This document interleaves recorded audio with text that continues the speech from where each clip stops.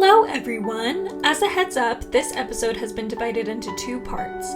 You are now listening to part 2. If you haven't listened to part 1 yet, please go back and do so before continuing forward. We hope you enjoy. So then Peeta shows up, and unfortunately he literally has become a weapon to use against Katniss. He has been hijacked, is the term, and it basically means they take Tracker Jacker venom, which gives you the hallucinations and stuff, and cause a lot of the fear and uncertainty and confusion feelings that are associated with Jacker venom, and directs it towards someone who you know or something, and changes your memories of that person or thing. And so in this case, of course, they did that to Peeta, and he is terrified of Katniss and hates Katniss and wants to kill her, which he does attempt to do, and it's pretty dramatic, of course. It's really just kind of devastating. Yes, it is. It is very devastating. And so Katniss is dealing with this, and she decides, you know what, I'm so done. Like, I'm going to kill Snow. So she asks to be sent to the capital so she can do this assassination, and Plutarch and Coin are like, no, we can't get to the capital until we control District 2, which is the only district that really has real loyalty to the capital. And so she's like, okay, send me to 2. So she spends some time in District 2, and they have a lot of the weapons there. A lot of the hovercrafts specifically are in District 2. A lot of the peacekeepers come from there.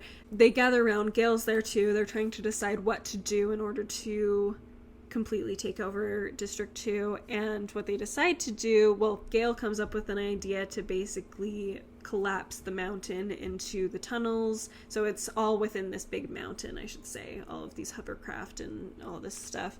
And so they're like, let's collapse the mountain into the entrances so they can't get out. And Gale wants to just trap them all inside. Doesn't matter who they are, even though there's probably a lot of good people who don't want to be there in there. And there's even spies that are on the good side that are in there. And he's just a very fiery person and a very angry person. But Katniss, here comes that consecration again of her just being like, you know, her purpose is, even though she has kind of lost a lot of that focus on the end goal, she still has that part of her that's like, oh, but this, like, killing people isn't the answer, and killing people isn't actually going to help me achieve my goal or any of us achieve our goals, really, because then we're just becoming like the people we're fighting, and that does no good. And she and Gale later on end up having a conversation. They decide to leave the train tunnel at the bottom open so people can get out that way and surrender at the exit point. And she has a conversation with Gale where he, you know, shares his opinion, which, you know, in some ways you can understand where Gale's coming from, because it is a war and there's casualties in war, and you're like, it just, you gotta do what you gotta do.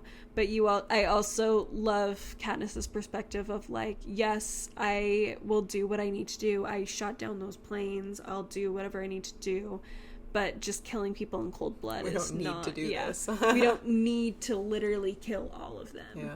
In the movie, there's a line that I love that wasn't in the book again, and I was like, this isn't in the book? What the heck? But basically, Gale just says sometimes killing isn't personal. I thought you, of all people, would know that. And Katniss says, I of all people, know that it's always personal. And I really, really like that, because I'm like, it's true. Like, it doesn't matter what you're fighting for or what's going on exactly in the big scheme of things. The death of someone is going to be personal to someone. Yeah. And Katniss keeping that perspective helps her to dedicate herself more fully to their end goal, which is to not have that violence anymore.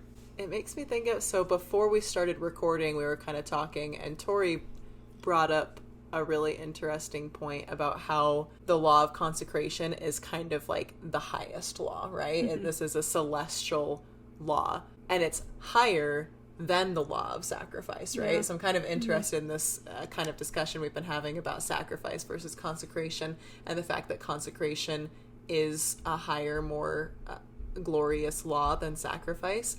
And Gale's point, you can see it, you know, like he has a valid argument, but it kind of feels more like on the side of sacrifice. Yeah. Like, this is an option, and it's something that we can do, and maybe Gale isn't evil for it, right? Like, he's still trying to do something good. Yeah. But it's not the best option. It's not the highest option, because he is losing a little bit of that perspective, and you know, so it's more of an ends justify the means perspective than like, how do we actually accomplish the real purpose, like you were saying, which is to end violence. And so he's willing to sacrifice lives, he's willing to sacrifice any kind of moral code, he's willing to sacrifice himself to make this happen, whereas Katniss wants to become better and grow and do better for the future instead.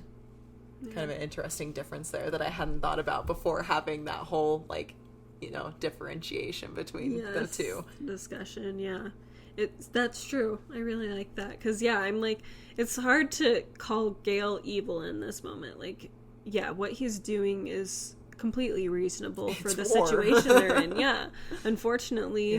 But Katniss is living a higher example of what we should be doing. She's becoming someone who's focused on the purpose and is living like they've achieved it. Yes, that's such a good way of putting it. So great. So then they've taken District 2, and they're able to get to the Capitol, which they tell Katniss first of all, she gets shot. Let's back up. So as people are leaving the train tunnels, there's this guy who everybody's about to shoot at because he's holding a gun, and she runs up to try to save him, and then he points the gun at her. And she has another great Mockingjay moment, just getting people to realize who the real enemy is, as we've learned before. And unfortunately, someone behind the guy that she was talking to, who was listening to her, ends up shooting her. But she has a bulletproof outfit. Thanks, Cinna. Goodness. Thanks, Cinna. And so, so she's fine. She's a little bruised up, but it's fine. And then they end up having, just as a brief side note, Finnick and Annie get married, which is just so happy. We love it. So cute. And it's kind of hilarious also, the Plutarch versus Coin dynamic. Yes. With the wedding in 13 is really fun. Coin's and like, cute. this is way too much. Plutarch's like, this is not enough. They want to make it a nice... a good time. Yes. I'm sure. I mean, in the midst of war, so a wedding's good. going It's to so be great either way. Yes. But yes, so this all happens, and then Katniss decides she needs to go to the Capitol, but they won't send her because she's not officially trained as a soldier, which is understandable. She's still only like 18 years old.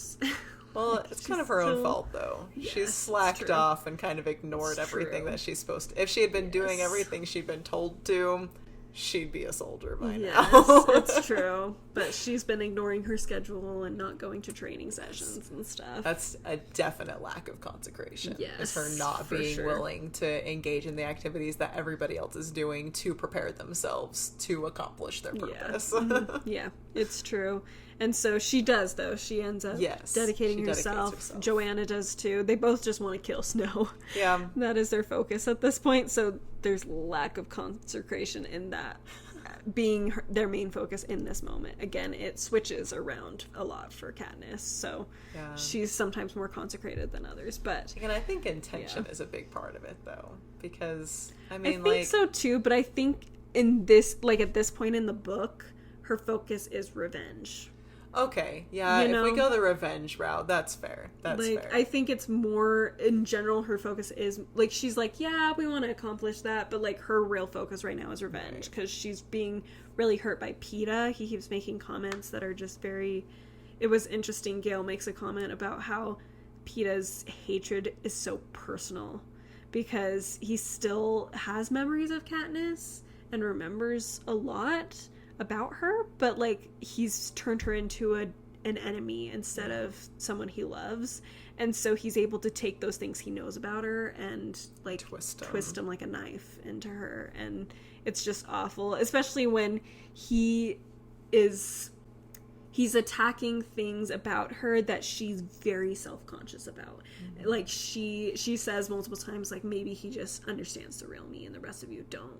And it's like, no, Katniss, because you're not actually like that. You think you are. She still thinks she's hard-edged. I mean, she is. But, you know, like, in a bad way. Right. Hard-edged and unlovable and just angry and bitter and doesn't talk to anybody and everything, and she thinks that she's just this really unlikable person throughout this whole series, but we're shown time and time again she's not unlikable. Like, she's actually a very likable person. Yeah, she's quiet, she may not be like the person you're like, oh my gosh, that's gossip, like that's not her personality, but that doesn't mean she's not likable.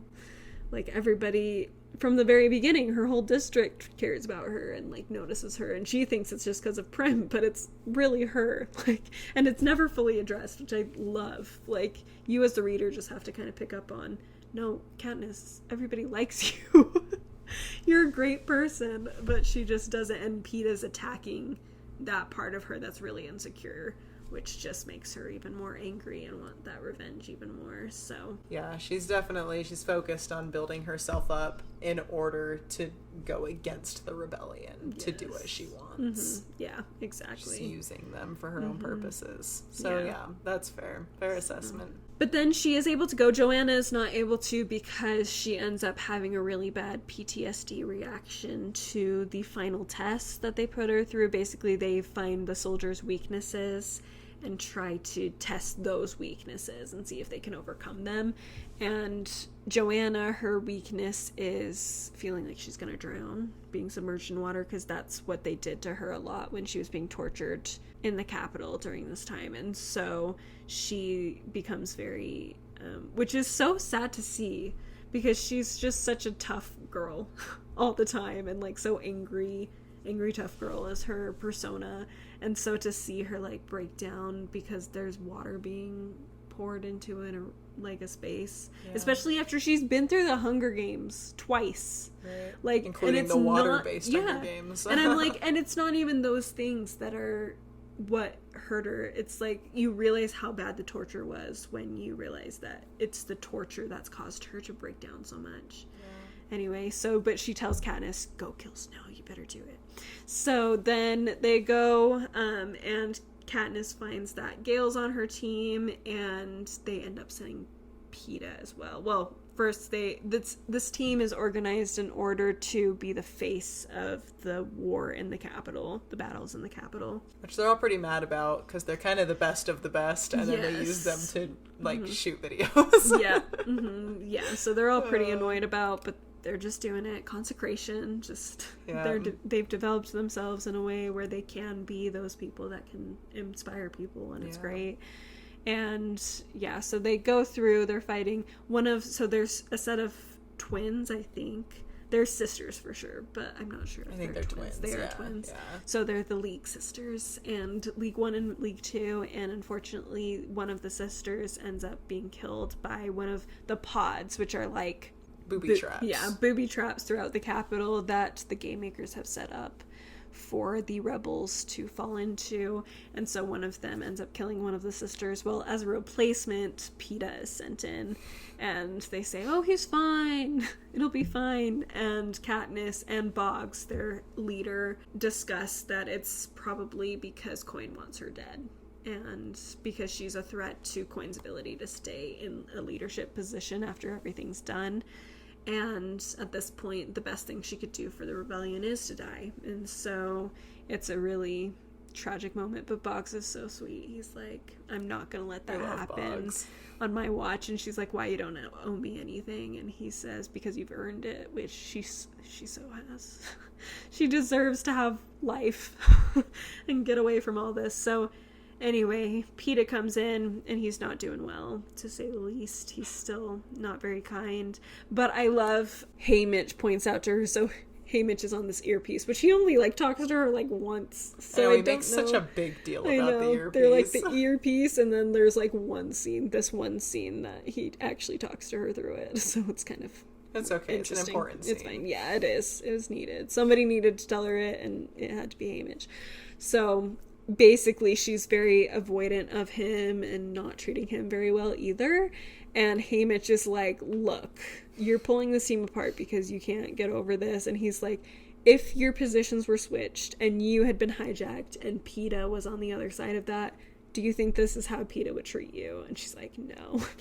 Well, that's not even a question. Yeah, obviously not. He would be trying to get me back any way he thought possible. And Katniss has kind of given up on him. Yeah. Like, that's why she's been treating him bad. Like, she's just Took me a while to realize that, because I was like, there's no way, but she really does. Yeah, she's just like, whatever. But then she's like, no, we gotta at least try. And we have another scene that every time it plays in the movie, I cry. I can't stand it. There are a few of those in this series. Yes, there are. There really are. Okay, here we go. Can she make it through? You can do it. You can do it.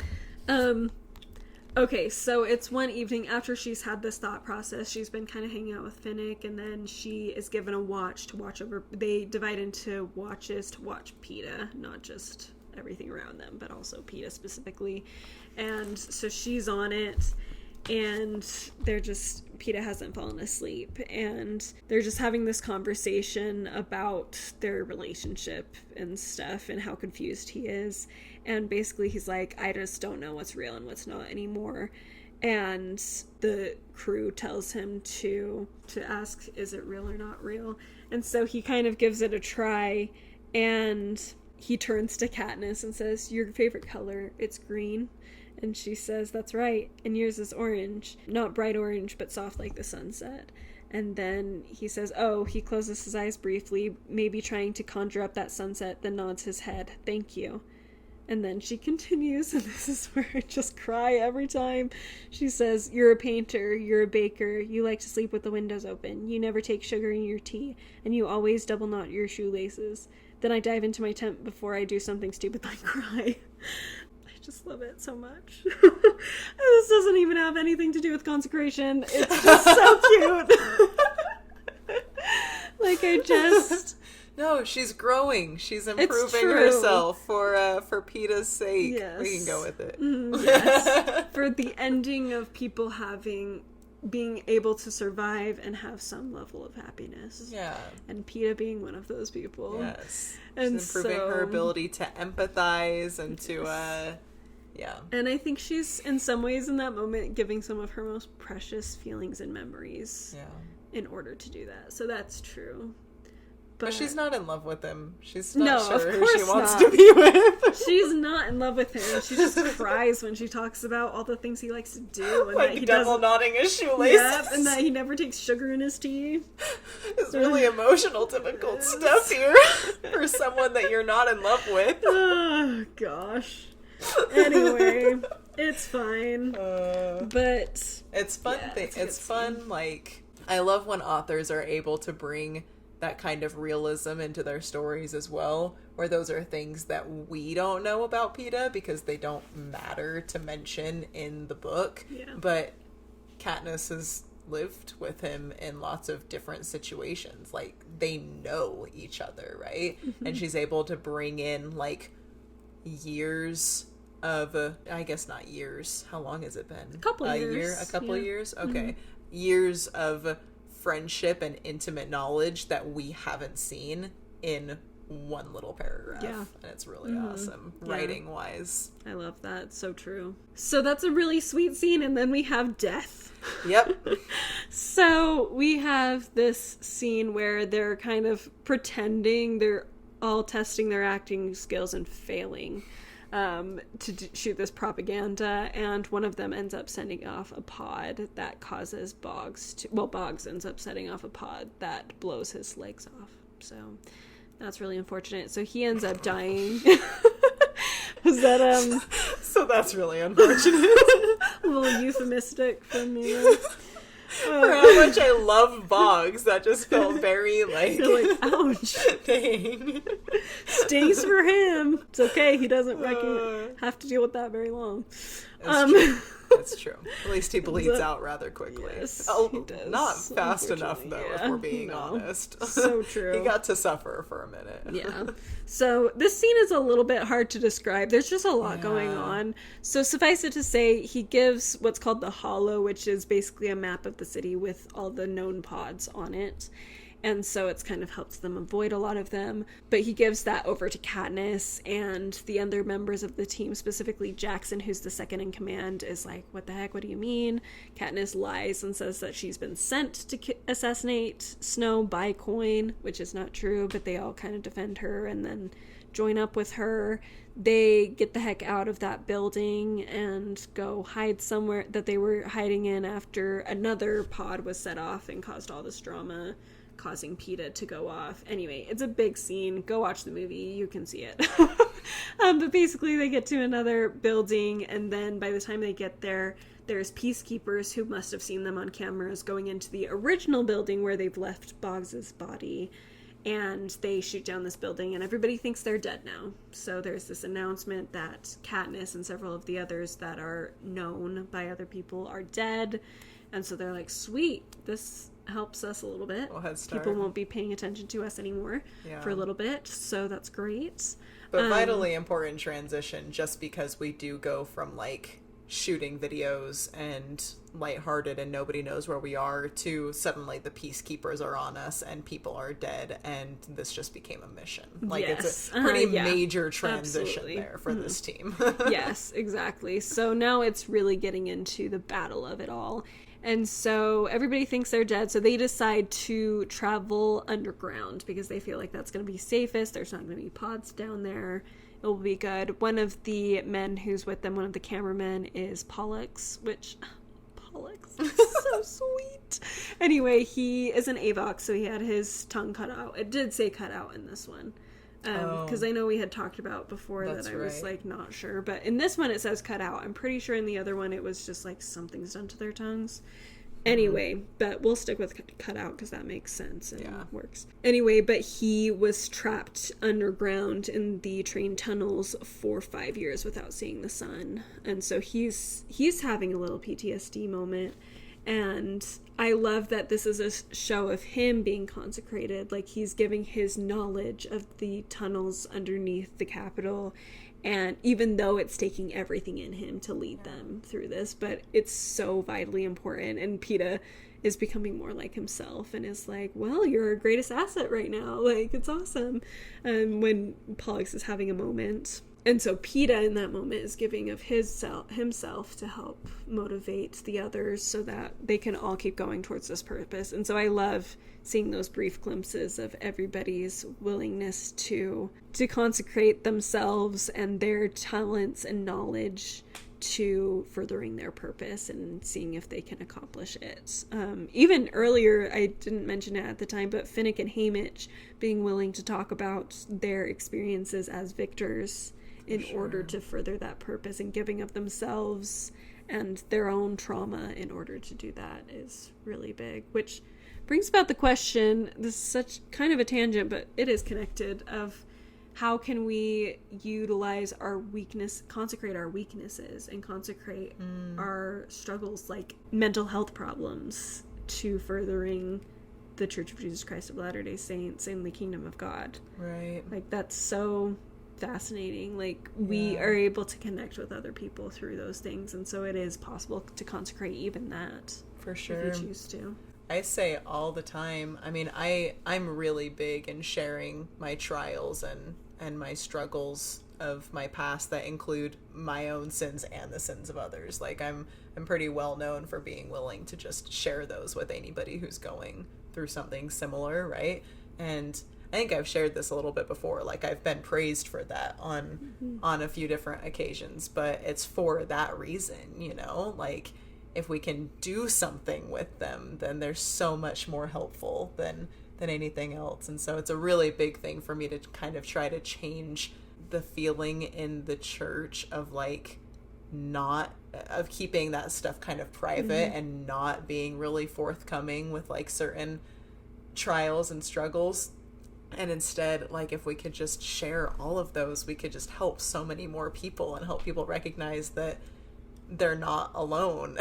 There's always somebody who can help and do something for you. So yeah, I love you bringing that aspect into this, for sure. Well, unfortunately, things don't stay calm for very long, because then While they're underground, unfortunately, somehow the Capitol has been able to see them and knows they're there, and so they set off some more pods. They send some mutts down there, which are like zombie creepy things, lizard things. And unfortunately, in this scene, it's actually interesting because Katniss notices that it's kind of the first time Pete has been in a situation like this and is actually pretty level-headed and is not turning. So you can see him getting better.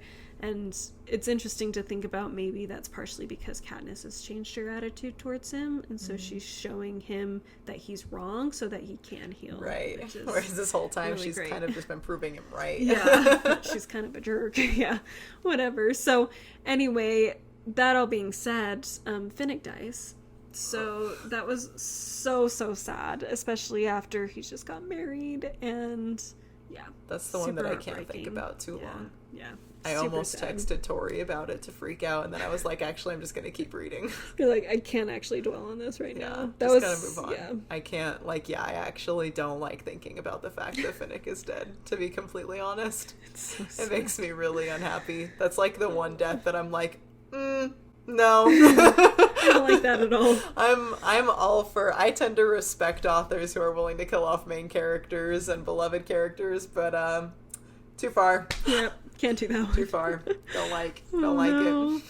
Even it's worse for me even than the next awful death that probably affected more. Yeah. Oh yeah. Like that death is the one.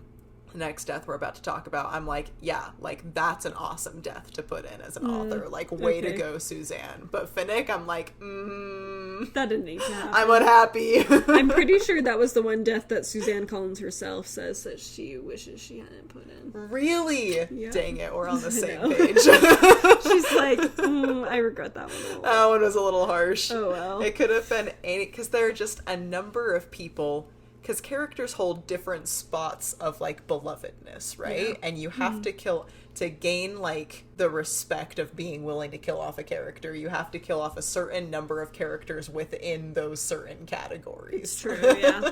To make it really realistic and not just predictable. And in Finnick's category, there are just other people who existed who you could have killed off instead. To do Finnick. Yes. The victors who are important but not that important, and beloved but not as beloved as like a main character. Like, there are enough people in this category that it didn't have to be Finnick, and I'm like, come on, man. That is very fair. Finnick. The amount of people I see react to the movies though who say, why couldn't it have been Gale? I'm like, wow, brutal. Oh no. They're like, sorry Gale, but you're not Finnick. That is so funny. Oh my gosh. Oh gosh. Anyway, so then they get out, and I wasn't actually going to bring this moment up, but I do want to just touch on it for a second as like foreshadowing for something else that comes, is they end up meeting this woman, Tigress, who has made herself look like a tiger, so good for her, I guess. But she's very interesting, but she used to be a stylist in the games, and she's now joined with Plutarch's rebellion within the Capitol. Anyway, I think I just want to know more about her because we learn about her more in Ballad of Songbirds and Snakes. Really? She's in that. Okay. In a very interesting role that I'm not going to tell you, even though you find out in the first, 2 chapters. Like, she's, right there. And but it's still worth finding out for interesting, yourself. Yeah, I think it is. So I would love to understand, in between Ballad of Songbirds and Snakes and Mockingjay, when we meet her, what the heck happened, because... Whoa. Anyway, so we'll look forward to that. I'm sure we'll discuss it in the next video in regards to this series. So that will be in November. Cool. Anyway, moving forward, they end up deciding, so President Snow calls for the people to come to the mansion so that he can give them stuff, the people at the Capitol. And so they're like, oh, there's all these people wandering around. Let's join in and be wandering in with them so that we blend in. And so Katniss and Gale kind of pair off, and then a few of the others go different ways, and they are trying to get into the mansion to assassinate Snow. And so they're going, and then the rebels attack and are shooting down people, and there's a really tragic little mini glimpse of this little baby getting killed. Well, her mom getting killed first and then her. Anyway, super sad. But then we have the heartbreaking one. The next death is we have these parachutes like they use in the games to give good supplies and stuff to people. And there's this pen of kids, basically, that they're like, oh, they're using... Katniss is like, oh, they're using these kids to block the rebels from getting into Snow. And so, super sad, but these parachutes go down over these kids, and these kids have watched the Hunger Games, they know what they mean, and so they reach up and grab them, and then the bombs go off within them. These were actually bombs.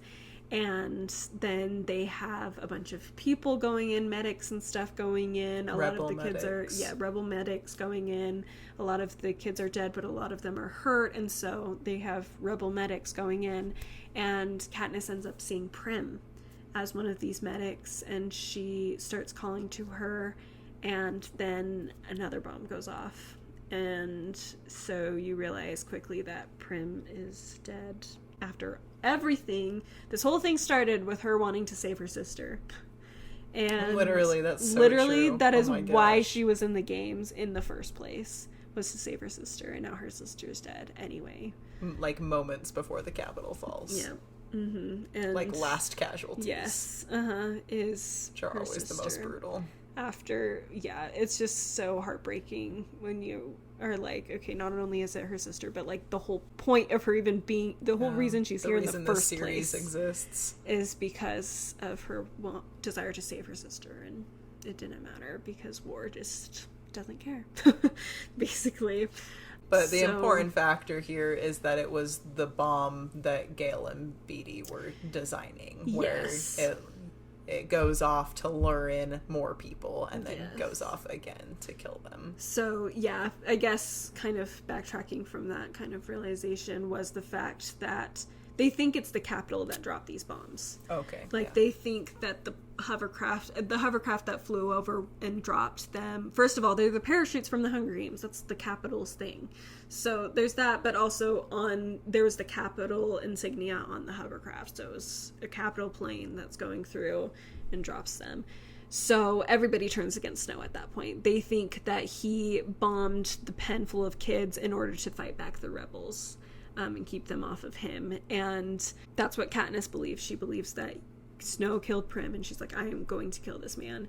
And she ends up wandering into the greenhouse in the president's mansion, and that is where they're keeping Snow. It's just pent up in this greenhouse until they execute him.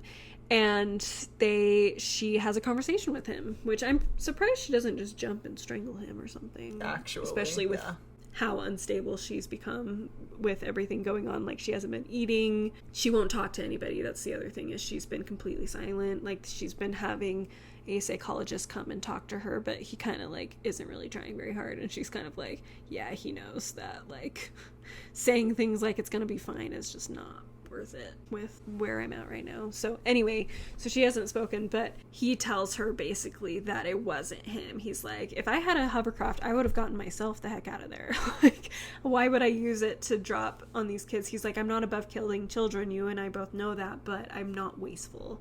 I take life for specific reasons, and there was no reason to do that. And then he's like, I think it was a masterful move on Coin's part. And that's when Katniss puts together, like, wait, that's what Beatty and Gale were talking about earlier, was that weapon. And so she realized, and she already has questions about Coin anyway, so she realizes that he's telling the truth, which I love what he says, even though it's so scary, but he's so scary. Anyway, but he says, I thought we agreed never to lie to each other, which I can't tell you how much I love a villain who is so evil but isn't a liar. Like, it just, the psychological aspects of that is so fascinating. It's like Thanos. Right. Like, they're like, a liar is not one of them. Like, he's never been one to lie to people. Right. He just doesn't care. Or he just wants to do his thing. And that's the same with President Snow. Like, he never lies to Katniss about anything. He just does what he can to manipulate her. But he doesn't actually lie to her about the truth of anything. And so in this moment she's like, oh yeah, you're right. And so she's really obviously upset realizing this and falls into an even greater depression in a lot of ways. She's really not okay. Yeah, she's really messed up at the end of this book. Yeah. It's so bad. Really. I think is so sad because she has given so much to this cause, and it's finally looking like it could end up being successful. It almost is, but she isn't really able to enjoy it, at least not yet. And she thinks she'll never be able to enjoy it, which isn't true, but that's where her headspace is. So then after this, she does have a conversation with Gale and is like, was it ours? Was it your plan? And he's like, I don't really know. Ugh, I hate the way he says it in the book. I knew you were gonna hate this. Slap him. He's like, that's the only thing I had going for me was saving your family. I'm sorry? That's what you're worried about? Not the fact that Prim just died? Oh my gosh. I read that line and I was like, ooh, that's okay, not in the movie. There's the moment that people must hate. Yeah, he's not so bad. I mean, the bomb itself. About being sad about Prim. It's just, well, I have no chance with you now. That was all I had going for me. I was like, what kind of sick, twisted person are you? What the heck? But in the movie, he doesn't say that. I was like, what? I'm so glad they changed that in the movie. Better. They make him so much more sympathetic because he says, all I know is I was supposed to take care of your family and I'm sorry I couldn't. And stuff. So it just shows much more actual remorse for the death of this 14-year-old child. Who he loves. Like in the book, I'm like, I'm sorry? I can't. Freaking Gale. Yeah, and then the fact that he leaves and we don't see him again. Like, she doesn't see him again after that. Like, that he says, I lost my chance with you, and then he disappears from her life. Yeah. And you're like, oh. Wow. You're such... I mean, even Katniss is like, you're right, because she can never look at him and not think about Prim. Right. Ever, because she'll just think about how it was especially his idea because she disagreed with the means to begin with. If she had been on his side, maybe it'd be different, but the fact that she already saw it as a bad thing, there's no way. Yeah. It's rough moment. It is rough, and just shows that Gale is just a piece of trash at the end of this. He is not. Anyway, he ain't it. Anyway, moving on. So then they're about to execute Snow, but they call Katniss to this meeting with Coin, and she has this idea where she says, "This idea. That's how a really good way of putting it. How about we start this all over again, but instead we're on top this time, and we have a Hunger Games with the Capitol's children." And they're all like, "I'm sorry, what?" Except they're not all like that. Although, a couple of them are like, revenge. They're like, freak yeah, that's a great idea. Even, I know, Anabaria is there. Okay, but I do need to bring this up because I didn't, like in the movie, it doesn't really say this. And so when I read it in the book, it made me cry. And it was a line I would not have thought would make me cry, but I thought about it too deeply. Actually, I probably thought about it as deeply as you probably should. But it really... Oh my gosh, it's so awful. So they have this meeting, and Coin has invited all of the remaining victors that are left. And it's Joanna, Annie, Anabaria, Peeta... Not Finnick, sorry. Why you gotta do that to me, Tori? Sorry. Katniss and Haymitch. And that is... Oh, and Beetee. And that is it. And out of all of the victors that have existed. And... they're the ones who were supposed to be safe. Yeah. They made it. And it's what's sad about it is, so Katniss says, we're all that's left, and Beetee replies, we were targeted from both sides. The Capitol killed the victors they suspected of being rebels. The rebels killed those thought to be allied with the Capitol. And I just think about this, okay? These victors are ultimately the reason why they were fighting in the first place. And they were all killed off. Like, these victors have been through the worst that anybody else could have ever been through. Like, that's the whole point. Like, the Hunger Games there were, poverty and other things going on too, but the Hunger Games was such a centralized point. They're the ones being punished for everyone. Yeah.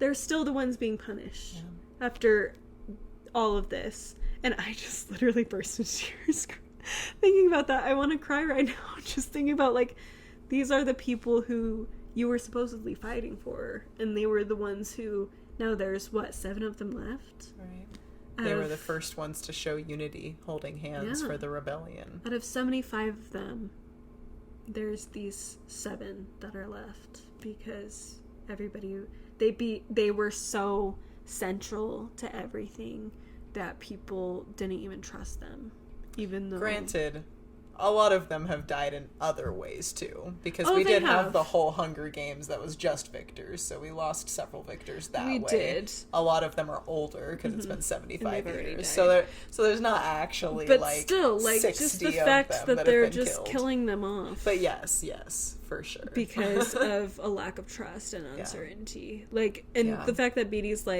they thought they were with the rebels, and they thought that they were with the Capitol. They didn't even know. Right. They just weren't worth the risk. These people who have been through the worst trauma are the ones who are still paying the price for all of it. So that happens. But yeah, the Hunger Games, and Katniss is like, what the heck? But she ends up voting yes, which we learned very quickly is because she knows they ain't gonna happen. She just wants to get coin to feel comfortable with Katniss, basically, and trust Katniss in the moment. And so I love that Haymitch just looks at her and just says, I'm with the Mockingjay.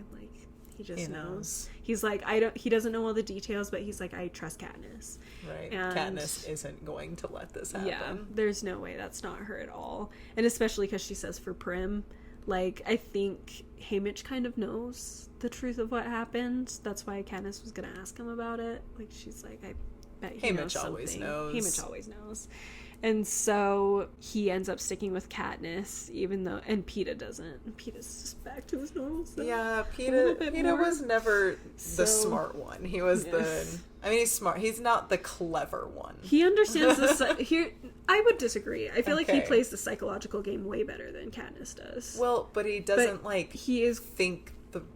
he plays a good psychological game, but he's so sensitive and kindness driven. He's not. Haymitch and Katniss can speak without words, and they are always 3 steps ahead of their enemies, and they know what's going on. And Peeta doesn't clever that. That's why I would say he's smart, but he's not foxy kind of clever, you know? Yeah. He doesn't play these games. Well, he does. I think he just, he does, but it's different. Yeah, I think he just thinks the best of people. He doesn't expect the worst of people. Right. In the same way Haymitch and Katniss do. And so, yeah, that's and fair. I think also, though, he's been too worried about keeping himself level-headed enough to not try to kill Katniss, that he's not thought through everything, whereas Katniss didn't either until President Snow said something, so whatever, but either way, they're just intelligent in their own ways. And in this case, they play their roles and they consecrate themselves where they need to consecrate themselves, and it's great. I wasn't smart enough to catch on to what was going on, to be honest. I loved the line where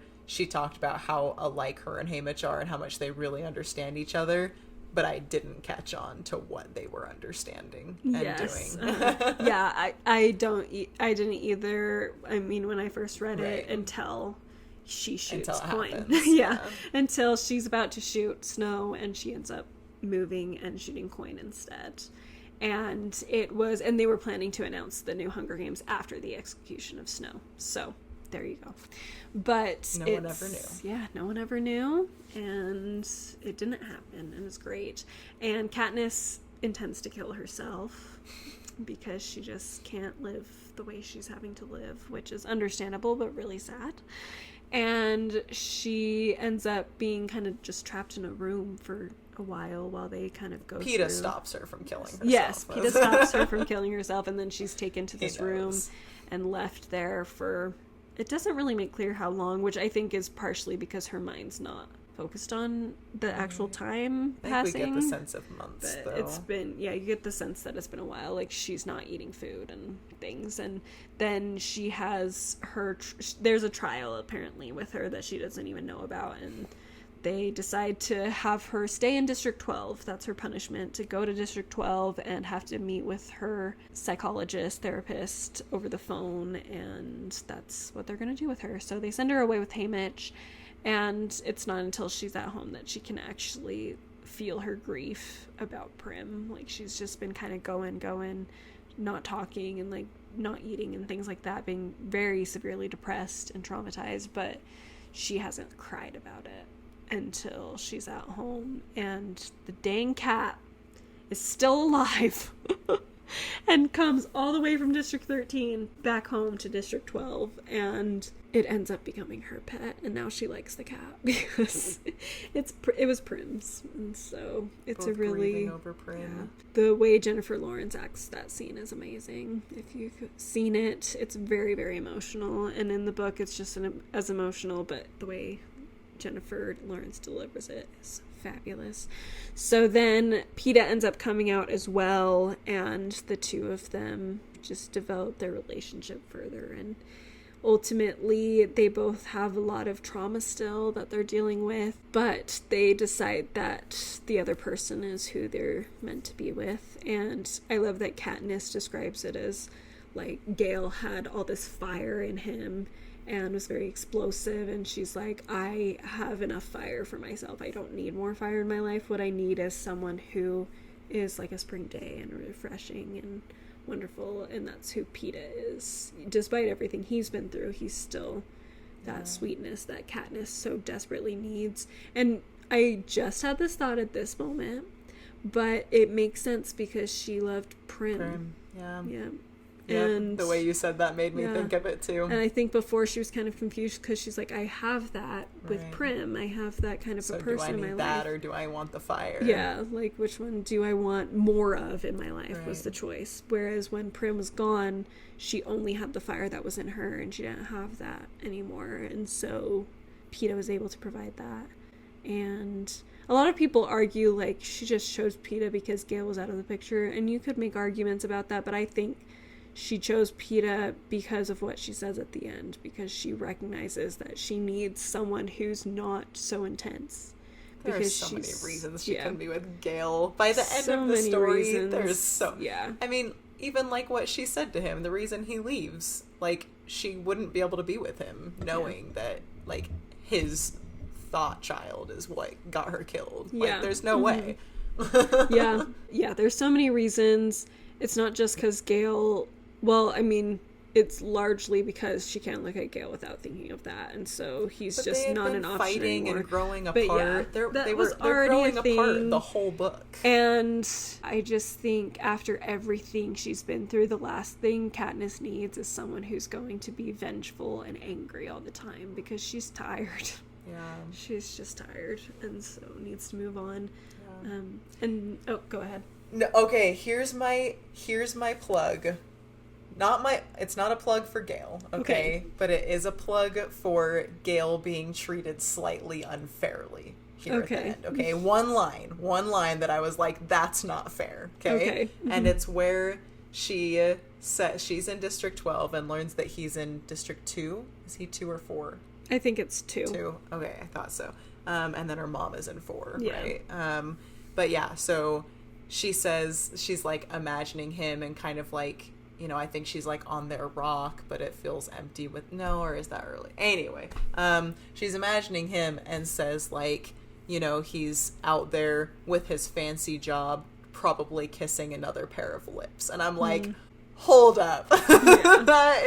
You have no reason to think Gale would just move on that fast. Like, he has been in love with you, dedicated to you, like, everything he does is for Katniss, for saving her, unless it's for the rebellion and getting rid of the Capitol, you know?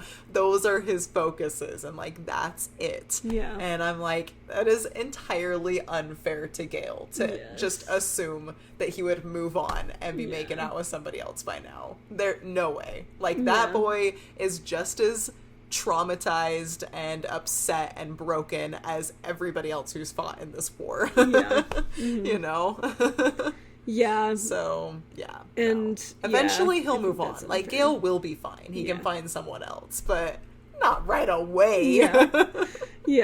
Especially after all of that. And I was gonna say, like, Katniss, I think in some ways it's just to convince herself that he's fine.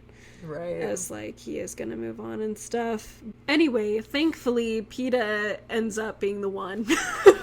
That's all I'm gonna say, at least it's Peeta. And we see in the epilogue, they end up growing old together and having babies.